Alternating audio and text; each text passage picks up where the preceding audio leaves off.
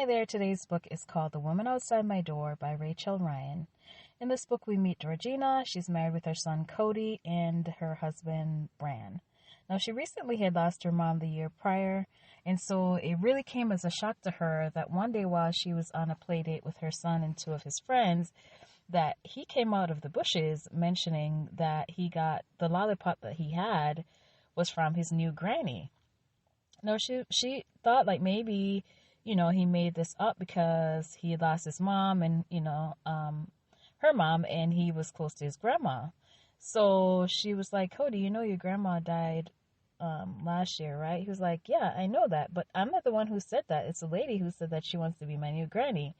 And so she was like, this is strange. But when she went back into the bushes to look, there was no one there. And then when she asked his two friends, they didn't see the old lady that he was talking about. So now she's starting to freak out, but she doesn't want to mention it to her husband because, this is just unbelievable. But anyway, she ended up having to mention it because she had caught him talking on the phone, and she's not aware of anybody that they knew that he could be talking to. And so this really started to worry her. So she wanted to figure out where the phone call was originating from. But then when she called the phone company, they were saying, well, they couldn't give her the records. So now she doesn't know who he's talking to. Is this really an imaginary friend? But he insists that it's not. So now I'm thinking that this has to be a haunting. This is getting really spooky because who could he be talking to? Now it turns out that this is not a ghost story. We find out later in the book that the old lady that he was referring to is actually a real person.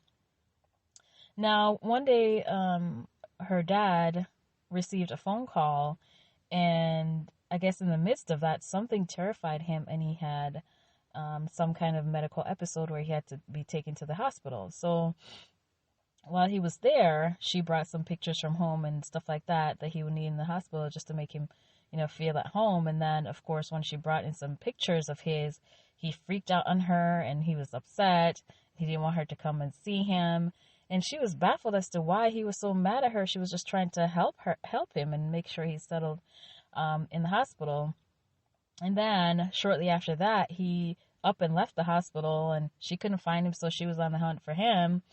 And then, when she finally got the police involved and finally got in touch with him after that whole episode, she found out that the lady was somebody that her dad knew. And so it seems like this lady now is out for revenge on him and wants to take away, something that's dear to him. And so this is how this person came to befriend her son.